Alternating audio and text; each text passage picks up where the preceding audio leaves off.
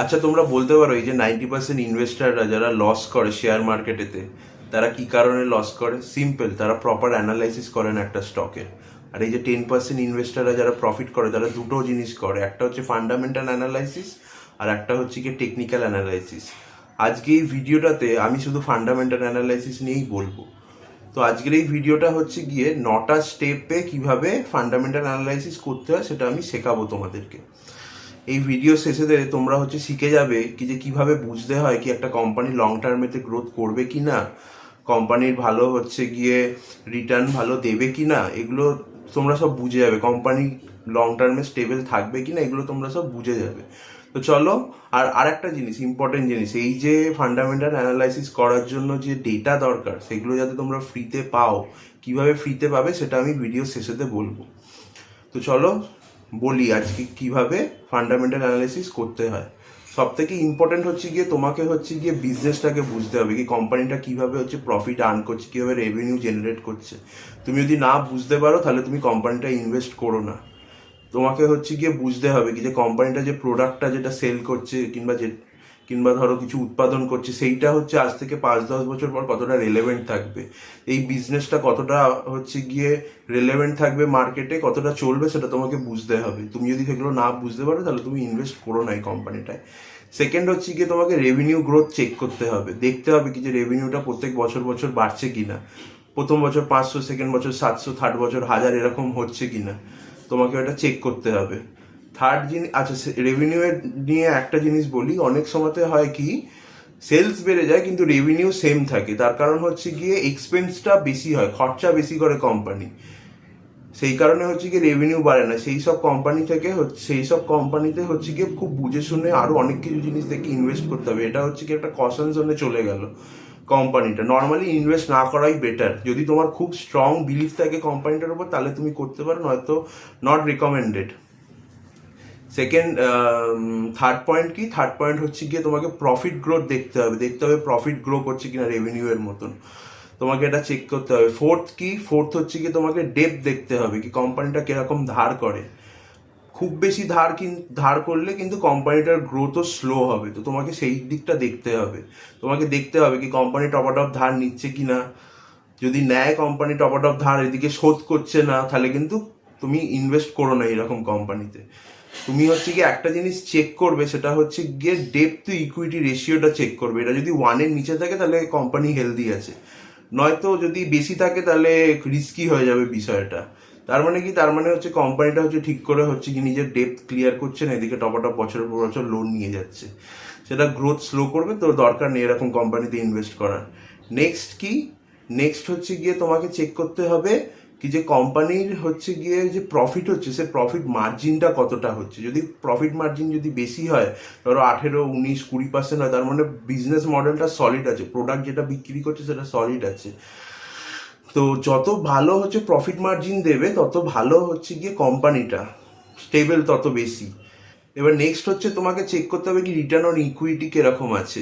Return of equity কি, return of equity হচ্ছে গিয়ে কোম্পানি কিভাবে শেয়ার হোল্ডারের টাকাটা হচ্ছে গিয়ে কতটা এফেক্টিভলি, কতটা এফিসিয়েন্টলি ইউজ করছে। বাংলা ভাষায় হচ্ছে গিয়ে কোম্পানিটা হচ্ছে যে টাকাটা ইনভেস্ট করছে, সেটা হচ্ছে কিরকম ভাবে ইনভেস্ট করছে, কতটা ভালোভাবে ইনভেস্ট করছে, কতটা ভালো রিটার্ন জেনারেট করছে এই ইনভেস্টমেন্টটা থেকে। সেইটা যেটা রিকমেন্ডেড সেটা হচ্ছে গিয়ে রিটার্ন অন ইকুইটি হচ্ছে গিয়ে 15%-এর উপর যে কোম্পানিগুলো থাকবে সেগুলো হচ্ছে গিয়ে গুড স্টক। এগুলো হচ্ছে গিয়ে over a period of time খুব ভালো গ্রোথ দেয়, তো তোমরা সেই সব কোম্পানির ওপর ইন্টারেস্টেড থাকতে পারো। আচ্ছা, নেক্সট পয়েন্ট হচ্ছে ইপিএস, আর্নিং পার শেয়ার। বুঝতেই পারছো কি এক একটা শেয়ারেতে কত আর্নিং হচ্ছে, সেটা হচ্ছে ইপিএস। এবার ইপিএস এর না কোনো ফিক্সড ভালো রেঞ্জ নেই। যেমনি হচ্ছে গিয়ে একটু আগে আমি বললাম আরওই হচ্ছে গিয়ে তোমার 15%-এর উপর যে কোম্পানির আরওই আছে, তাহলে হচ্ছে গিয়ে সেগুলো গুড কোম্পানি। কিন্তু এখানে না কোনো ফিক্সড সেরকম রেঞ্জ নেই কি ভালো রেঞ্জ, এর মধ্যে এই থাকলে ভালো কোম্পানি, ওরকম না।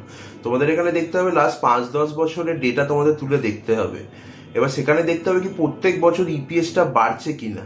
যদি দেখছো প্রত্যেক বছর ইপিএস বাড়ছে প্রত্যেক বছর বছর, তাহলে কোম্পানিটা খুব ভালো কোম্পানি, গুড কোম্পানি। যদি দেখছো কি যে স্ট্যাগনেন্ট, কি 5 ছিল, পরের বছরও 5 হলো, এরকম যদি স্ট্যাগনেন্ট থাকে, গায়ে গায়ে যদি থাকে, তাহলে জানবে কি যে কোম্পানিটা হচ্ছে অ্যাভারেজ কোম্পানি। আর যদি দেখছো কি যে ইপিএস পড়ছে, তাহলে তো সেই কোম্পানি থেকে দূরে থাকো।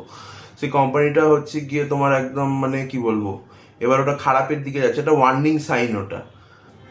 আচ্ছা, এবার নেক্সট কি, নেক্সট হচ্ছে গিয়ে পি রেশিও। পি রেশিও কি, পি রেশিও হচ্ছে গিয়ে তোমাকে বলবে কি যে স্টকটা হচ্ছে গিয়ে ওভার প্রাইসড আছে, এক্সপেন্সিভ বেশি, নাকি ঠিকঠাক দাম আছে, নাকি হচ্ছে গিয়ে কম দাম আছে, আন্ডার ভ্যালুড আছে। মানে যে কোম্পানিগুলোর হচ্ছে আন্ডার ভ্যালুড বলতে ওই রকম নয় কি যে ভালো কোম্পানি তাও আন্ডার ভ্যালুড, ওরকম না, মানে আন্ডার পারফর্মিং কোম্পানি যেটা হবে। আমি আন্ডার ভ্যালুড কথাটা ভুল বললাম, আন্ডার পারফর্মিং কোম্পানি যেগুলো আছে সেইটা তোমাকে বলবে কি কোম্পানিটা আন্ডার পারফর্ম করছে কিনা, স্লো গ্রোথ হচ্ছে কিনা, সেটা তোমাকে বুঝিয়ে দেবে কি পি রেশিও।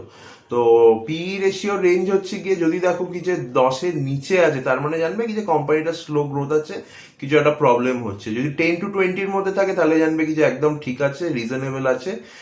20 to 30 হচ্ছে একটু এক্সপেন্সিভ, কিন্তু চলো ঠিক আছে। কিন্তু 30-র উপর কোম্পানি হচ্ছে গিয়ে তোমার হচ্ছে গিয়ে ওভার ভ্যালুড, তো সেগুলো না, সেগুলো কিনবে না বেসিক্যালি। আচ্ছা, লাস্ট পয়েন্ট কি, লাস্ট পয়েন্ট হচ্ছে গিয়ে ম্যানেজমেন্ট কোয়ালিটি। তোমাদের দেখতে হবে ম্যানেজমেন্ট কোয়ালিটিটা কি আছে, বোর্ড অফ ডাইরেক্টরস কারা কারা আছে, তাদের কোয়ালিফিকেশন কি, তাদের প্রিভিয়াস এক্সপিরিয়েন্স কি, সেগুলো হচ্ছে তোমাদের নিজেদের গুগল করতে হবে। আর হচ্ছে গিয়ে তোমাদেরকে এবার বলি কি যে ম্যানেজমেন্ট কোয়ালিটিটা দেখা কেন জরুরি সেটা বলি। সেটা তার কারণ হচ্ছে গিয়ে ম্যানেজমেন্টই হচ্ছে গিয়ে একটা কোম্পানিকে হচ্ছে গিয়ে লং টার্মে গ্রোথ করায়। সেই কারণে দেখা উচিত, তোমাদের দেখতে হবে কি ম্যানেজমেন্ট হচ্ছে ট্রান্সপারেন্ট আছে কিনা, ওদের লং টার্ম গোল কি সলিড আছে নাকি উইক আছে, সেগুলো তোমাদেরকে দেখতে হবে। আর এগুলো তোমরা কোথা থেকে পাবে, অ্যানুয়াল রিপোর্ট থেকে পাবে, ইনভেস্টার প্রেজেন্টেশন থেকে পাবে, এইসব জায়গা থেকে পাবে। আচ্ছা, আমি যে এই যে তোমাদেরকে যে বললাম কি যে হচ্ছে গিয়ে আরওই, তারপর হচ্ছে গিয়ে পি রেশিও, তারপর হচ্ছে গিয়ে ইপিএস, এগুলো কিন্তু 5-10 বছরের তোমাদের দেখতে হবে। এটা তুমি 1-2 বছর দেখে নিলে সেটা না, 5-10 বছর দেখতে হবে তোমাদেরকে।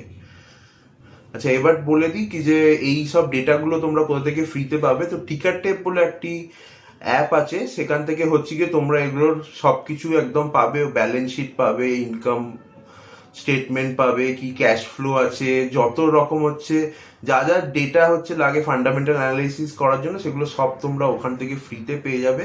তারপর ইনভেস্টার প্রেজেন্টেশন সব আছে, মানে ম্যানেজমেন্ট কোয়ালিটি কিরকম আছে কি তোমরা সব চেক করে নিতে পারবে। তো আশা করছি এই ভিডিওটা তোমাদের ভালো লাগলো। আশা করছি তোমরা এবার হচ্ছে গিয়ে ফান্ডামেন্টাল অ্যানালাইসিস করতে শিখে যাবে। তো যদি ভিডিওটা ভালো লেগে থাকে, তাহলে হচ্ছে বন্ধুদের সাথে শেয়ার করো, আমার চ্যানেলটায় সাবস্ক্রাইব করো, আর ভালো লাগলে লাইক করো। তো চলো, নেক্সট ভিডিওয়ে খুব শিগগিরই দেখা হবে। টাটা।